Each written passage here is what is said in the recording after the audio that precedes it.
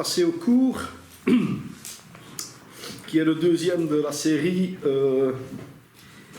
les mensonges qui ont tellement été répétés et qui sont devenus une vérité. Donc on va voir tous ces mensonges qui ont souvent été répétés, qui sont devenus des vérités. Donc on a déjà eu le premier cours, qui va bientôt être sur YouTube. Et celui-ci, c'est le cours numéro 2. Voilà, comme ça, on sait tout.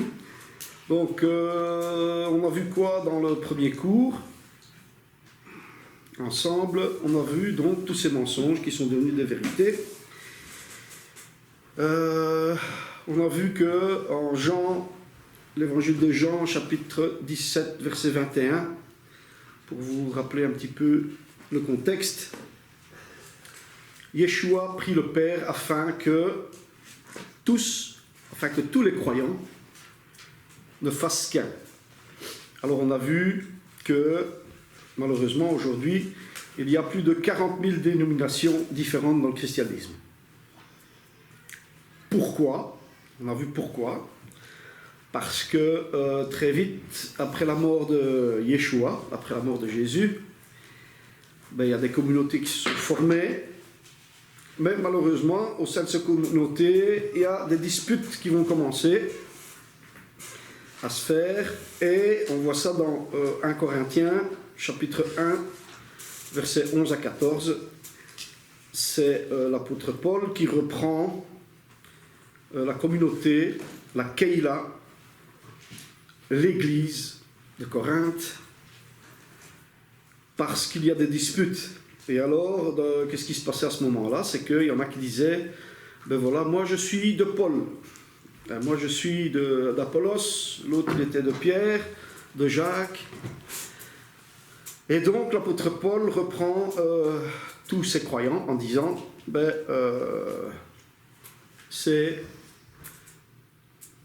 il est hors de question que nous soyons de Paul, de Pierre ou de Jacques.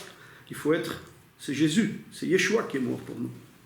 Et donc, il faut arrêter ces disputes parce que cela ne mène à rien. Parce que justement, ce n'est pas la volonté de Dieu qu'on soit divisé en plusieurs groupes dans une même communauté. Nous devons tous croire la même chose. On va répéter ces choses. Donc, la solution pour guérir de cette maladie qui s'appelle la dispute, eh bien, c'est d'avoir tous un seul et même enseignement. C'est ce qu'on a vu.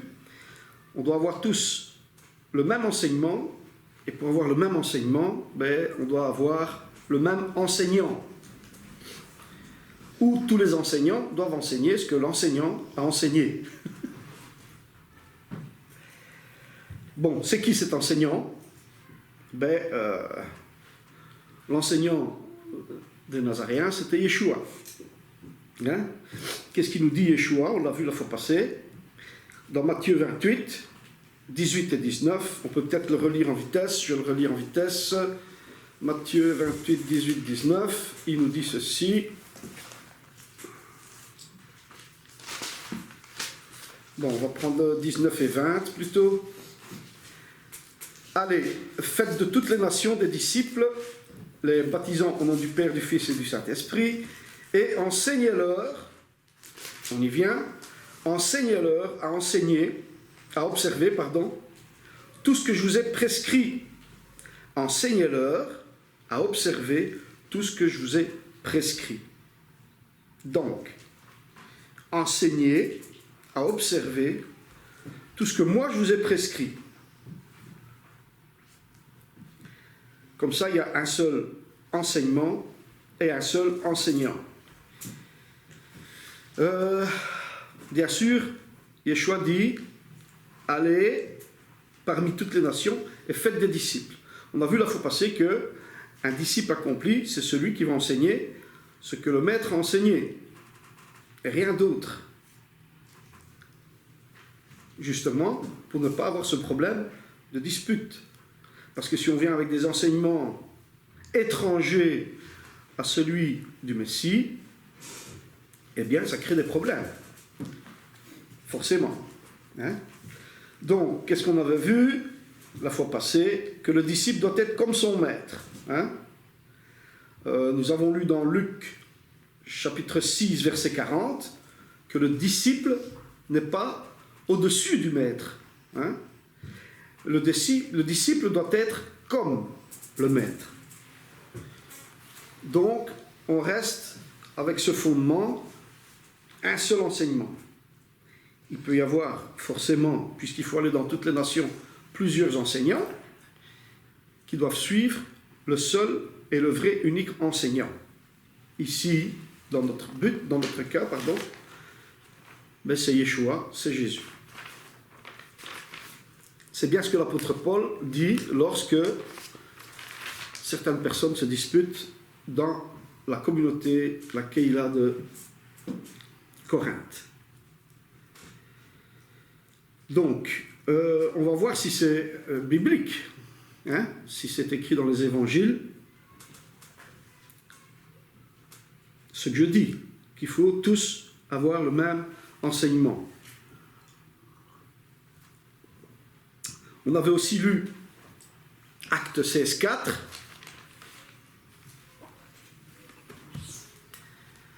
Qu'est-ce qui se passe? Acte 16.4. Eh bien, juste après le premier concile de Jérusalem, il y a certaines décisions qui sont prises. Hein? Chapitre 15, Actes des Apôtres. Chapitre 15, verset 15.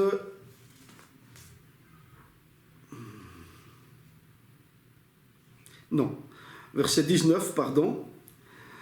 C'est Jacob, Jacques, le frère de Yeshua, le frère de Jésus, qui parle et qui dit: c'est pourquoi je suis d'avis qu'on ne crée pas de difficulté à ceux des païens qui se convertissent à Dieu, mais qu'on leur écrive de s'abstenir des souillures, des idoles, de l'impudicité, des animaux étouffés et du sang. Car, depuis bien des générations, Moïse a dans chaque ville des gens qui le prêchent, puisqu'on le lit tous les jours de Shabbat dans les synagogues. Donc il y avait des disputes, hein, et donc le Rosh Beddin, Yaakov, Jacques prend une décision, hein, avec les anciens, et il prend cette décision. Voilà, on doit écrire ceci à toutes les communautés. On peut le voir si on continue le chapitre 15 des Actes des Apôtres. Ils vont faire une lettre et ils vont l'envoyer à toutes les communautés. Et l'apôtre Paul, lorsque il passe dans toutes les communautés, chapitre 16 des Actes des Apôtres, verset 4, en passant par les villes, il recommandait aux frères d'observer les décisions des apôtres et des anciens de Jérusalem. Donc il y a des décisions qui se prennent à Jérusalem, puisque toute la direction de toutes les communautés, toutes les décisions étaient prises à Jérusalem. Et l'apôtre Paul dit, voilà, on doit, en passant dans toutes les communautés, dans toutes les églises, dans toutes les keilot, appelez-la comme vous voulez, il dit, ben, on doit tous observer ce qui a été décidé là. Forcément, parce que si on ne fait pas comme ça, ben, il y a des disputes. Hein? Donc, toutes les communautés doivent avoir un même enseignement et suivre l'enseignant Yeshua. Forcément, parce que si on n'a pas tous le même enseignement, c'est la même chose que si aujourd'hui, ben, on a plus ou moins tous une voiture, hein? On est chauffeur d'automobile, et on a tous le même code de la route. Sinon, si certains chauffeurs automobiles en Belgique décident de pratiquer et d'observer le code de la route anglais, il va y avoir beaucoup de dégâts. Hein? C'est la mort au tournant, comme on dit. Hein? Donc, on est en Belgique, on suit le code de la route belge ou européen, comme vous voulez, et on ne décide pas de suivre un autre code. Sinon, ça ne peut pas marcher, ça ne peut pas fonctionner. Ça, c'est facile à comprendre. Hein? Voilà. Alors, est-ce qu'il y a des raisons pourquoi nous devons tous être unis. Alors on va lire un passage important dans Matthieu 23, 37 à 39. Pourquoi nous devons tous être unis? Il y a une raison qui est très importante. 23, 37 à 39.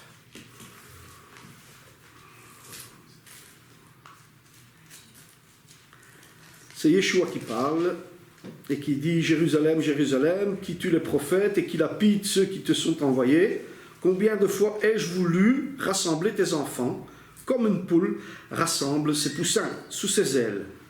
Et vous ne l'avez pas voulu.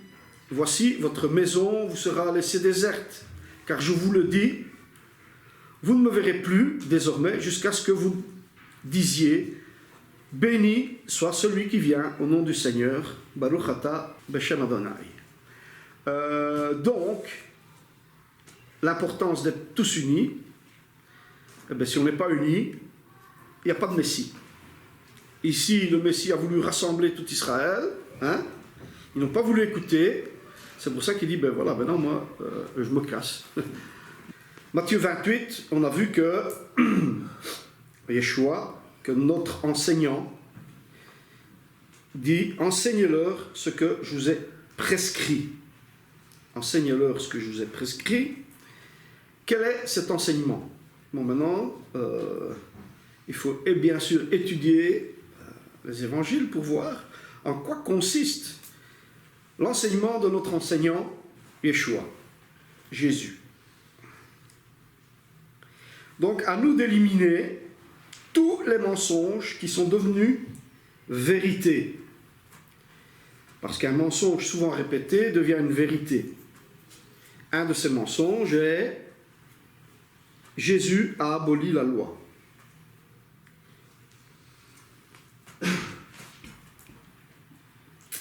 On a vu la fois passée, dans le cours de la fois passée, que il y a un autre mensonge qui est devenu vérité, c'est que, voilà, les Juifs ont tué Jésus. Les Juifs ont tué Yeshua.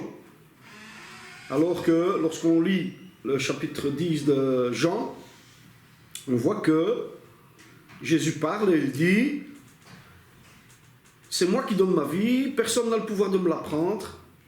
Hein? Je la donne de moi-même, c'est l'ordre que j'ai reçu du Père.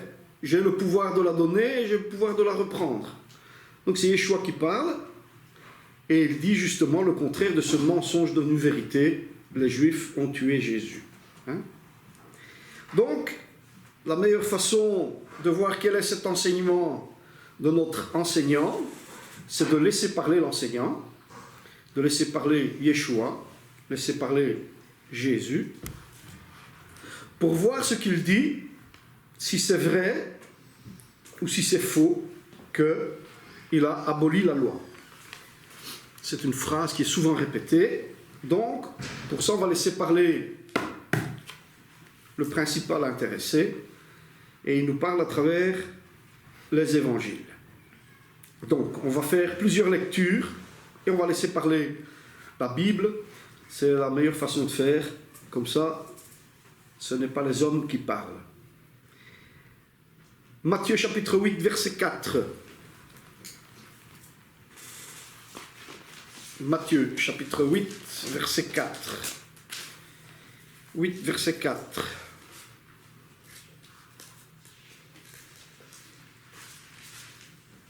Donc, on peut lire à partir du verset 1. Ici, il s'agit d'un passage où il y a un lépreux qui vient se prosterner devant Yeshua, devant Jésus. Et Yeshua guérit le lépreux. Et Yeshua, qu'est-ce qu'il fait ici? Hein? Donc, aussitôt il fut purifié de sa lèpre. Puis, Yeshua lui dit, garde-toi d'en parler à personne, mais va te montrer au sacrificateur et présente l'offrande que Moïse a prescrite afin que cela lui serve de témoignage. Donc, on va lire plein de petits passages comme ça, où on voit, où on peut définir si Jésus abolit la loi appelée de Moïse, mais c'est la Torah, hein, ou si Jésus la confirme au contraire. Hein. Ça me rappelle un passage, justement, où Paul dit, est-ce que nous annulons la loi? Non, au contraire, on la confirme. Hein. Donc, ici, on voit Yeshua qui guérit un lépreux et qui demande à ce lépreux d'aller offrir une offrande, hein, au temple, comme la loi de Moïse le prescrit.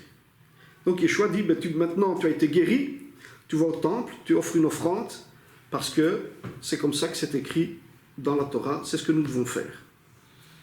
Donc ici, Yeshua n'abolit pas la loi. Au contraire, il la confirme.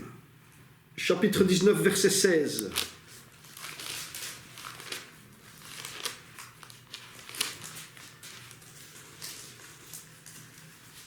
Chapitre 19, verset 16. Et voici un homme s'approcha et dit à Yeshua, « Mon bon maître, que dois-je faire de bon pour avoir la vie éternelle ?» Il lui répondit, « Pourquoi m'appelles-tu bon? Il n'y a qu'un seul bon, c'est Dieu.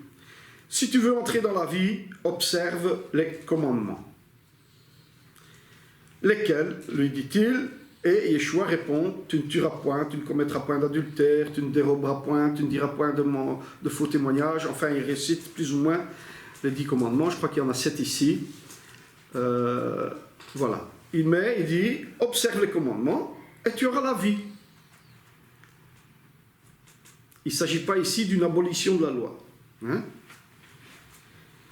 Lorsqu'on fait parler Yeshua, on voit que c'est faux ce qui est raconté là. Chapitre 23, Matthieu, chapitre 23, verset 1.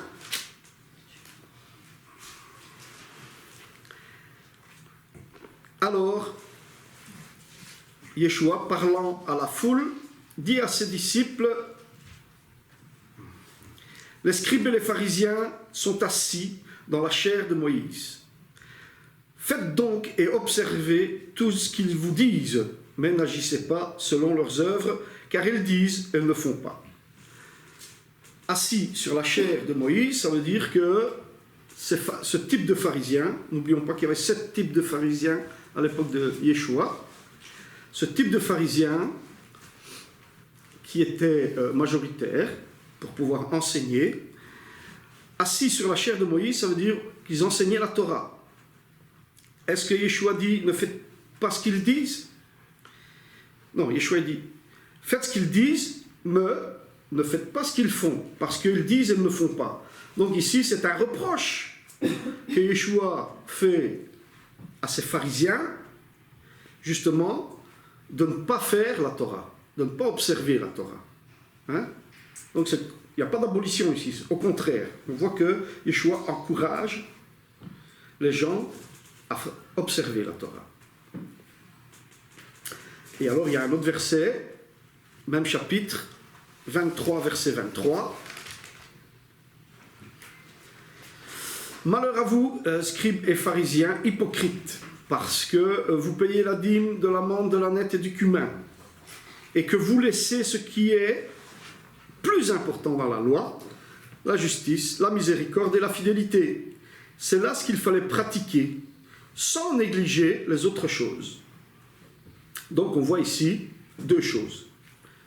De nouveau, Yeshua reproche à certains religieux de ne pas observer ce qui est le plus important dans la loi, mais d'observer les petites choses. Hein? Donc Yeshua dit, faites d'abord ce qui est le plus important dans la loi, sans négliger les petites choses. C'est important parce qu'ici on voit aussi que, et ça reviendra dans le cours plus loin, on voit qu'il y a une priorité dans les commandements. On va avoir besoin de ça dans le cours plus loin. Donc il y a une priorité dans les commandements. Mais de nouveau, ici, Yeshua encourage, exhorte les pharisiens, certains pharisiens, hein, à observer d'abord les choses les plus importantes et puis faire les plus petites choses après. Voilà avec Matthieu. Je voudrais bien parler de Matthieu 5, mais je pense qu'on fera un seul cours sur Matthieu 5, le chapitre 5. On étudiera le chapitre 5, 6 et 7, parce que c'est un seul sermon, le sermon sur la montagne, si je me souviens bien. Hein? Chapitre 5, 5, 6 et 7, c'est un seul sermon de Yeshua, et c'est très bien de le décortiquer et de l'étudier point par point, parce qu'il y a des choses très importantes que nous allons remarquer. Mais je voudrais quand même lire Matthieu chapitre 5, verset 17, 18, 19.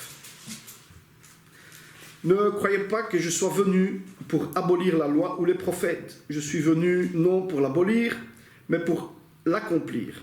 Car je vous le dis en vérité, tant que le ciel et la terre ne passeront point, il ne disparaîtra pas de la loi un seul iota, ou un seul trait de lettre, jusqu'à ce que tout soit arrivé.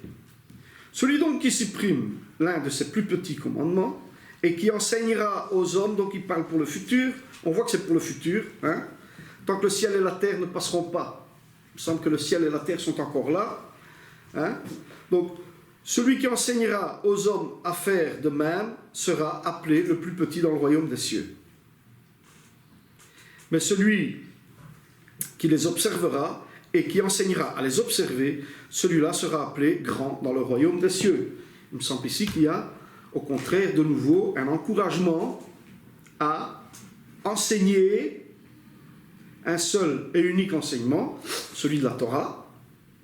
C'est bien ce que Yeshua dit. Il ne dit pas « je suis venu abolir la loi ». Non, c'est le contraire. Mais on va étudier ces 3 chapitres, on va les approfondir.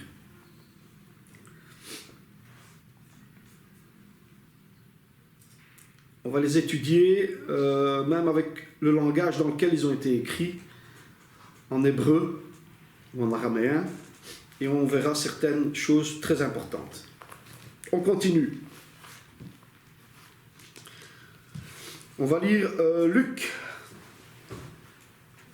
chapitre 10, versets 25 à 29.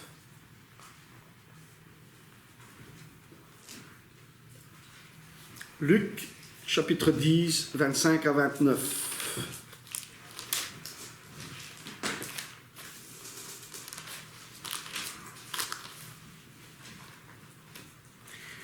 Un docteur de la loi se leva et dit à Jésus, dit à Yeshua, pour l'éprouver. « Maître, que dois-je faire pour hériter la vie éternelle ?» Yeshua lui répondit, « Qu'est-il écrit dans la loi? Qui lis-tu » Il répondit, « Tu aimeras le Seigneur ton Dieu de tout ton cœur, de toute ton âme, de toute ta force et de toute ta pensée. Et ton prochain comme toi-même. »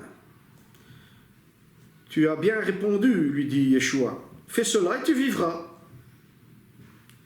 Donc, est-ce qu'ici, nous voyons de nouveau un encouragement à ne plus observer la loi ou c'est le contraire? Donc, on voit que lorsqu'on laisse parler le principal intéressé, jamais, au grand jamais, Yeshua a enseigné de ne plus suivre les commandements que son Père a donnés. C'est tout à fait logique. Hein? On va passer ici aussi maintenant à Marc, l'évangile de Marc, un passage très important. Et là, c'est vraiment dit clairement. Évangile de Marc, chapitre 7, versets 5 à 10. C'est le fameux passage du lavage des mains.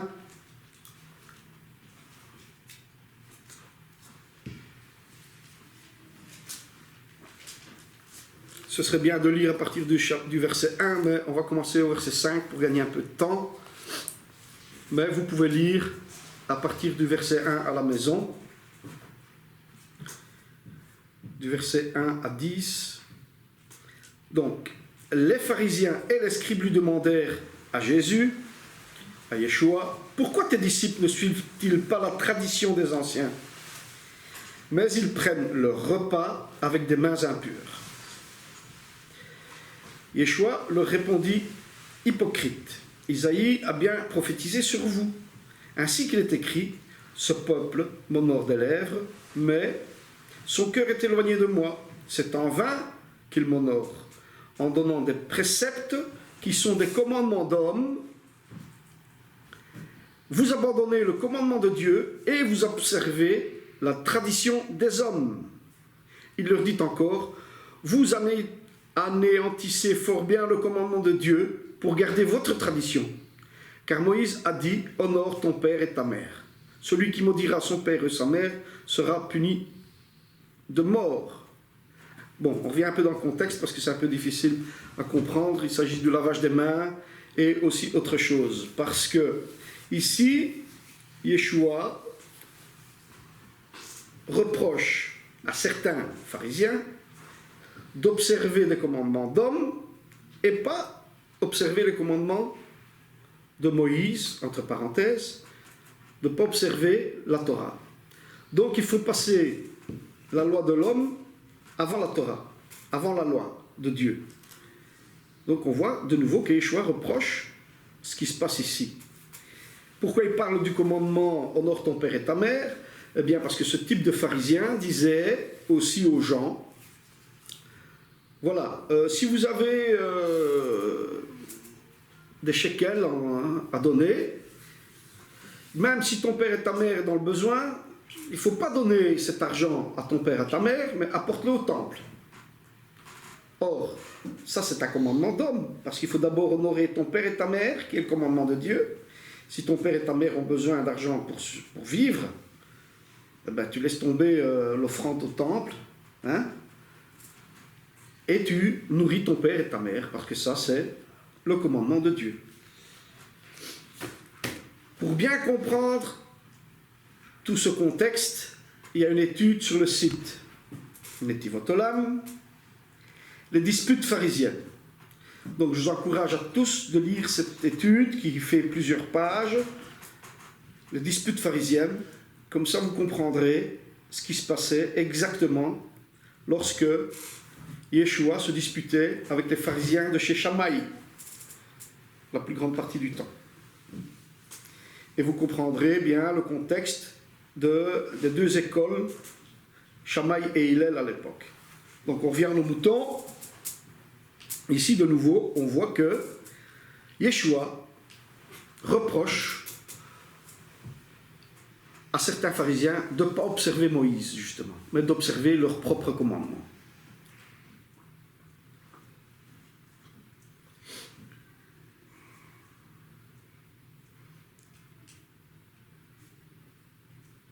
Jean 5, 46. Toujours dans le même esprit, on va voir si Yeshua dit que Moïse, c'est le Vieux Testament, qu'il ne faut plus l'observer. Totalement faux. J'ai dit Jean 5, 46. Bien sûr, pour bien faire, il faut lire plus haut, hein, afin de mieux comprendre le contexte, mais bon, on n'a pas le temps, malheureusement, ici. Ça, vous pouvez le faire à la maison. Hein. Car si vous croyez Moïse, vous me croiriez aussi, parce qu'il a écrit de moi. Mais vous ne croyez pas à ses écrits, comment croiriez-vous à mes paroles? Donc ici, de nouveau, Yeshua dit, ben voilà, si vous ne croyez pas ce que Moshe a écrit, ben vous ne savez pas croire en moi, parce que Moïse a justement écrit de moi certaines choses. Donc ici, de nouveau, on voit que Yeshua encourage certains pharisiens, sans doute, ou peut-être la foule ici, hein, à étudier la Torah pour voir ce que Moïse a écrit. Pour moi, ce n'est pas une façon d'abolir la loi. Hein. Jean 7, 19.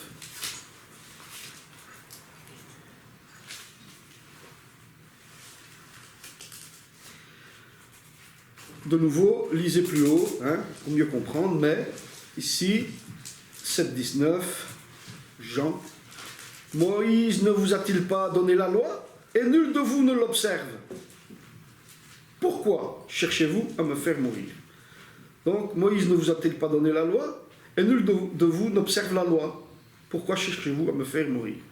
Donc, ici, on voit bien que Yeshua, de nouveau, reproche à certaines personnes de ne pas observer la loi. Pourquoi vous ne l'observez pas? Moïse vous a donné la loi, pourquoi vous ne l'observez pas? De nouveau, ce n'est pas une façon d'abolir la Torah.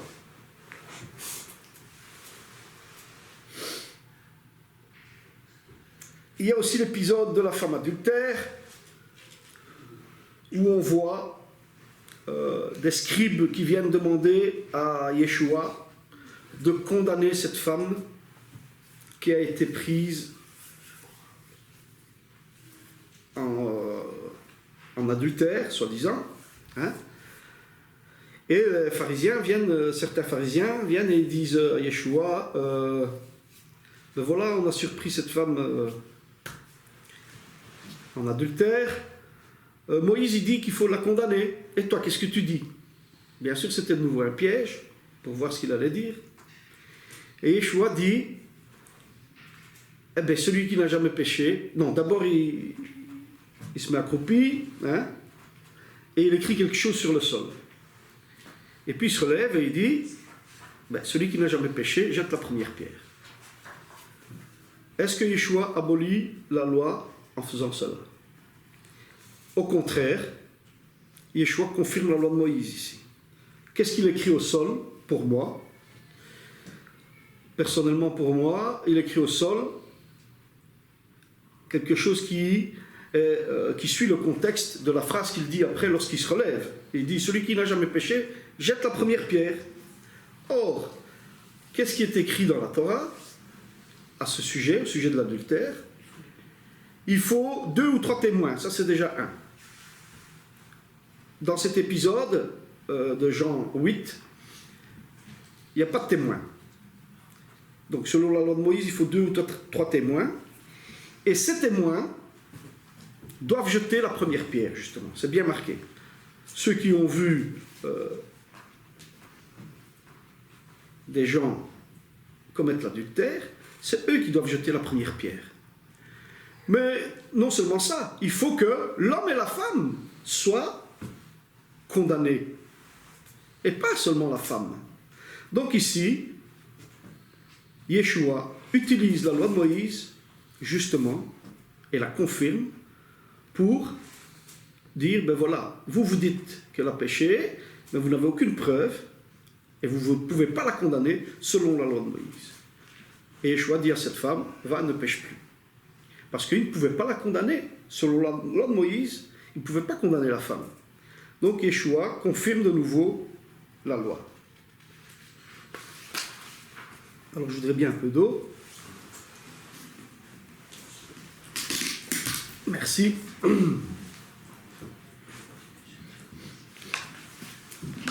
Aujourd'hui, on a lu plusieurs passages. Hein? Vous ne trouverez aucun passage dans les évangiles, aucun, qui montre que Yeshua disqualifie la Torah ou qu'il annule la Torah. Aucun. Aujourd'hui, moi j'aimerais savoir combien de disciples de Yeshua enseignent comme le maître. Combien de disciples de Yeshua ont cet enseignement?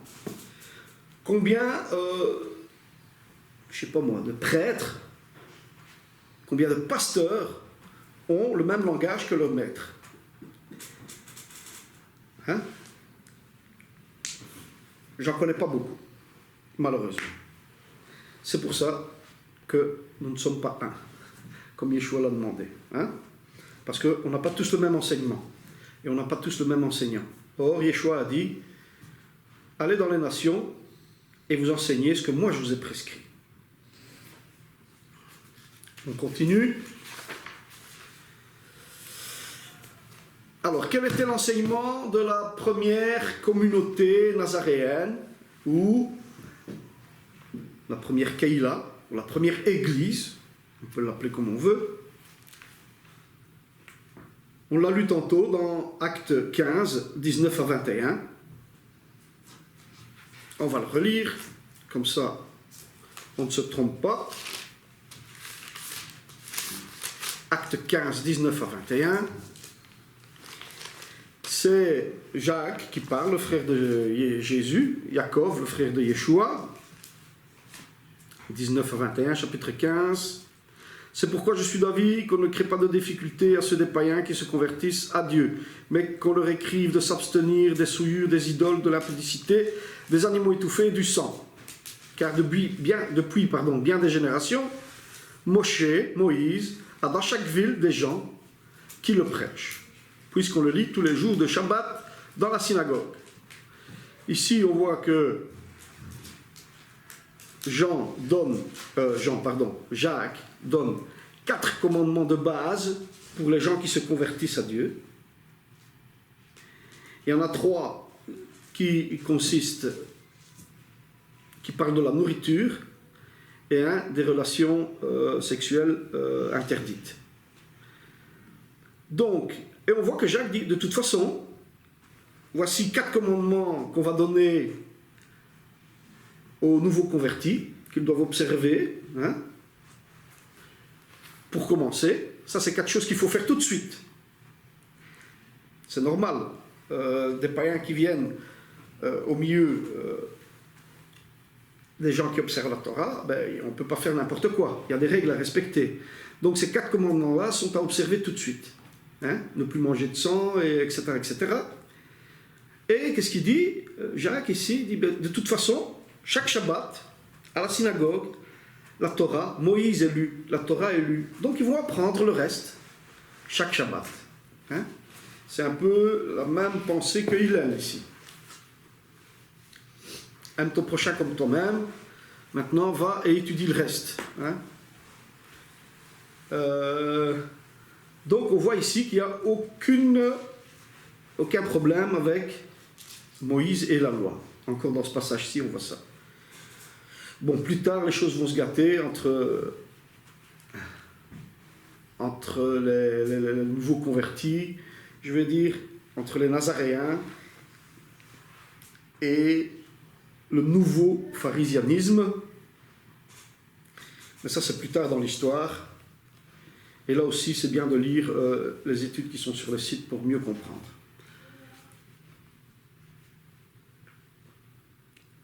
Alors, je disais donc, qui enseigne aujourd'hui comme Yeshua? Quels sont ces disciples qui enseignent comme leur maître? Au contraire, ce qu'on peut souvent entendre encore, c'est que on nous dit non, Yeshua il a aboli la loi. D'ailleurs, si on regarde bien, il ne respectait pas le Shabbat. Complètement faux, parce que on va voir pourquoi. Lorsqu'on ne connaît pas le contexte de ce qui se passait à l'époque de Yeshua, on peut croire, on peut penser, en effet, que Yeshua, il ne respectait pas le Shabbat. Mais c'est complètement faux. Et pour ça, il faut un peu connaître aussi, premièrement, il faut étudier la Torah, pas seulement se focaliser sur le soi-disant Nouveau Testament. Ce n'est pas un Nouveau Testament, c'est une Nouvelle Alliance. Si on n'étudie pas la Torah, on ne peut pas comprendre ce qui se passe quand Yeshua fait certaines choses le jour du Shabbat. On va lire 2 passages. Marc 2, 23 à 28.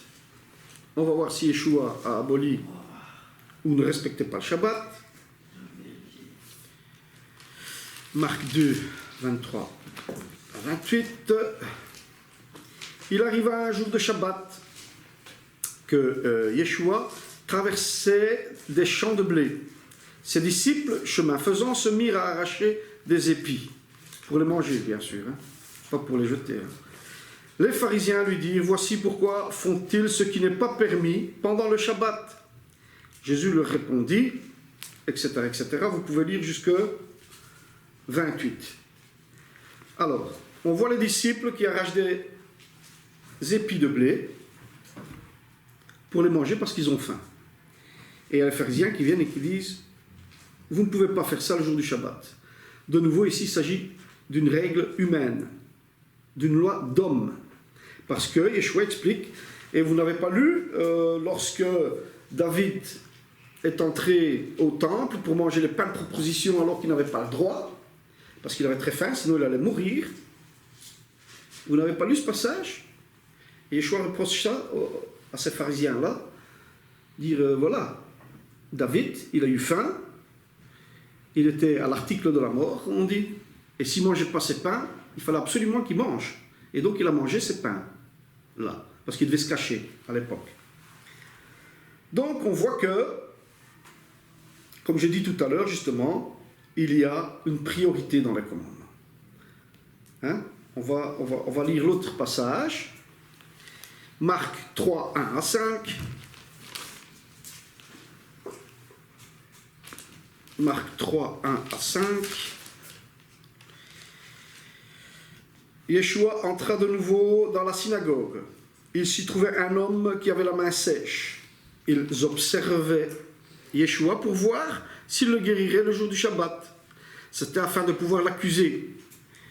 Et Yeshua dit à l'homme qui avait la main sèche, lève-toi, là au milieu. Puis il leur dit, est-il permis le jour du Shabbat de faire du bien ou de faire le mal, de sauver une personne ou de la tuer? Mais ils gardèrent le silence. Alors, promenant ses regards sur eux avec indignation, et en même temps affligé de l'endurcissement de leur cœur, il dit à l'homme, étends ta main. Il étendit la main et sa main fut guérie. Donc on voit ici Yeshua qui dit, est-il permis de faire le bien le jour du Shabbat? Donc, il est très important d'étudier la Torah avant pour savoir si Yeshua a aboli la Torah ou pas en faisant ça. Hein? Donc il est très important de savoir que la Torah, que la loi de Moïse nous enseigne qu'il y a une priorité dans les commandements, comme je vous ai dit tout à l'heure. Du coup, il y a une priorité dans les commandements, du coup il y a un commandement qui peut être devancé, peut-être dépassé, ou justement prendre la priorité sur un autre commandement. Hein? Qu'est-ce qui se passe ici dans Marc 2 et 3? Yeshua l'explique bien, hein? On l'a vu dans Matthieu 23, 23. D'abord, il faut observer ce qu'il y a de plus important dans la loi, et puis faire les petites choses. Donc, nous, on fait Shabbat. Mais pour sauver une vie, la Torah nous oblige à casser le Shabbat. Hein? Parce que s'il y a quelqu'un qui est en danger, eh bien, la vie de l'homme a plus d'importance que le Shabbat. Ici, dans un passage, Yeshua dit, le Shabbat a été créé pour l'homme, et pas l'homme pour le Shabbat. Ce n'est pas une nouvelle phrase que Yeshua a inventée, c'est déjà dit dans la Torah. Hein? Le Shabbat vous a été donné. Donc, on peut casser le Shabbat pour sauver une vie humaine. Parce qu'il y a des priorités dans les commandements. Même dans les 10 commandements, l'ordre des 10 commandements, eh bien, c'est l'ordre dans lequel il faut les respecter. Tu n'auras pas d'autre Dieu, eh bien, ça c'est la première chose qu'on doit faire. Et après faire les autres. Et tout est dans l'ordre. Et on peut dire que c'est un ordre qui a été bien établi et que, voilà, il faut faire le commandement numéro 1 premier, puis faire les autres bien sûr. On peut donner à boire aux animaux le jour du Shabbat, on le voit dans les évangiles, et personne ne peut vous reprocher. On sait très bien qu'il fait très chaud en Israël, hein, et que si un animal est en danger de vie, vous devez lui sauver la vie aussi. En danger de mort, pardon. Qu'est-ce que je raconte? Si un animal est en danger de mort, on doit casser Shabbat pour sauver la vie de l'animal aussi. Parce que la Torah, justement, nous enseigne aussi à respecter les animaux. Aujourd'hui, on peut très bien briser ou casser le Shabbat pour aller chercher un médicament pour un malade. Il y a un malade qui a besoin d'un médicament. La maman, le papa, l'oncle, la sœur, le frère, le voisin, n'importe qui, hein?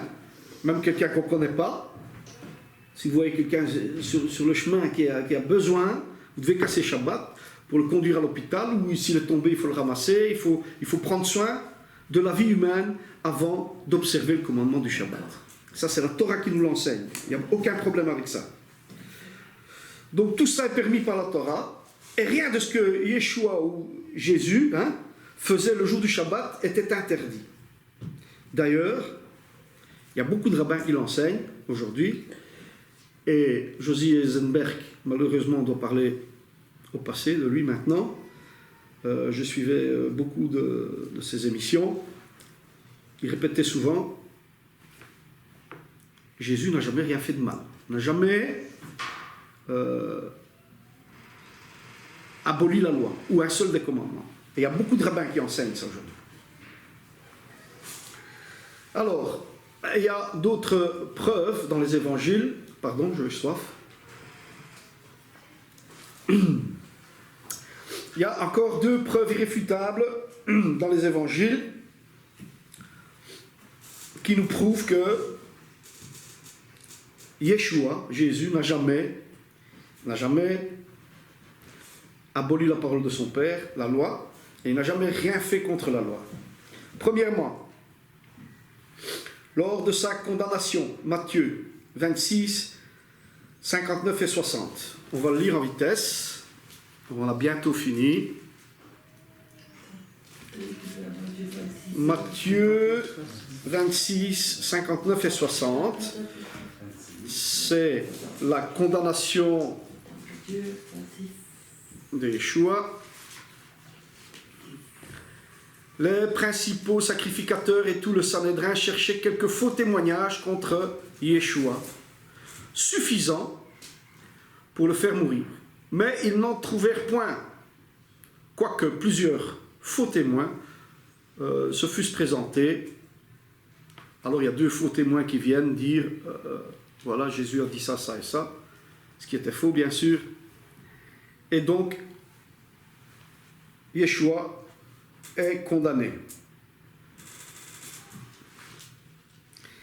On voit ici que le chef religieux, il cherche des témoignages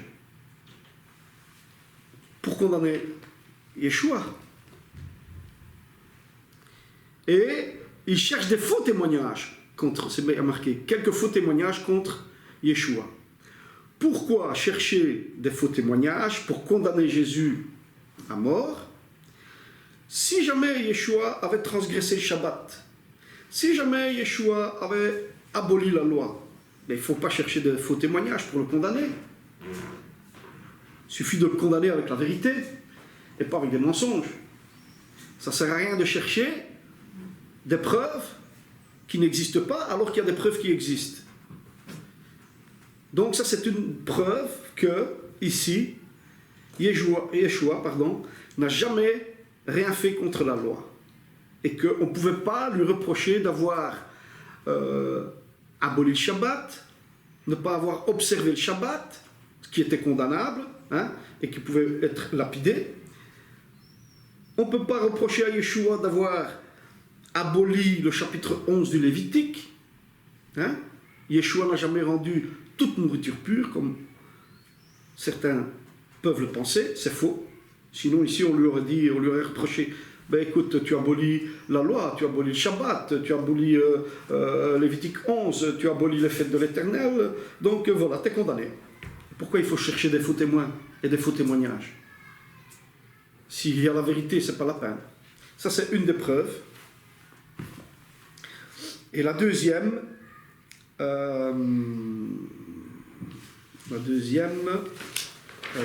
feuille suivante.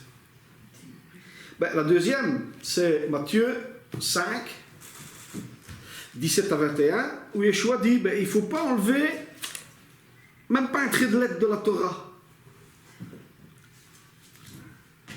Et celui qui enseignera à enlever un trait de lettre de la Torah, celui-là sera le plus petit dans le royaume des cieux. On ne peut rien enlever de la Torah. Et vous trouvez que c'est normal que Yeshua, il enseigne ça dans Matthieu 5, de ne même pas enlever un seul trait de lettre, et que 2 jours plus tard, lui, il commence à ne pas observer le Shabbat. Et abolir Lévitique 11. Est-ce que Yeshua aurait fait ce qu'il reproche aux pharisiens dans le chapitre 23 de Matthieu? Vous dites et vous ne faites pas. C'est incohérent, ça ne tient pas debout. Parce qu'on ne peut pas suivre un homme qui dit, voilà, attention, n'enlevez pas un seul trait de lettre, et lui il enlève des chapitres entiers, ça ne tient pas debout. C'est incohérent. On ne peut pas croire des choses pareilles. Donc, voilà. Il y a encore d'autres preuves sûrement. Il faut chercher un petit peu, il faut creuser, on en trouverait des tas. Donc, comme je vous ai dit, pour bien comprendre le contexte de l'époque de Yeshua, il y a 2 ou 3 vidéos sur notre site à regarder. Attention, c'est très long, donc il faut les regarder plusieurs fois. Et alors, on peut comprendre pourquoi Yeshua dit, ben voilà, vous observez la loi des hommes et pas la loi de Dieu. C'est ça que Yeshua reprochait, justement, de ne pas observer la loi de Dieu, mais qu'ils observaient des lois et des pensées humaines. Donc, il y a ces vidéos-là, il y a les études par écrit sur le site Netivot Olam, afin de bien comprendre ce qu'on raconte. Alors, le prochain cours que nous allons avoir sur le même sujet, c'est justement, c'est bien de dire que Yeshua n'a pas aboli la loi, mais on peut aussi trouver pourquoi il ne l'a pas abolie. On verra aussi des passages qui ont été un peu changés dans le but de faire penser ou dans le but de faire croire autre chose que la vérité. Comme le verset par exemple, ce n'était que l'ombre des choses à venir. On va bien décortiquer tout ça. Voilà, ça c'est le prochain cours. Mais le prochain cours, normalement, ce sera pourquoi Yeshua n'a pas aboli la loi. Voilà, merci beaucoup. À Shabbat prochain.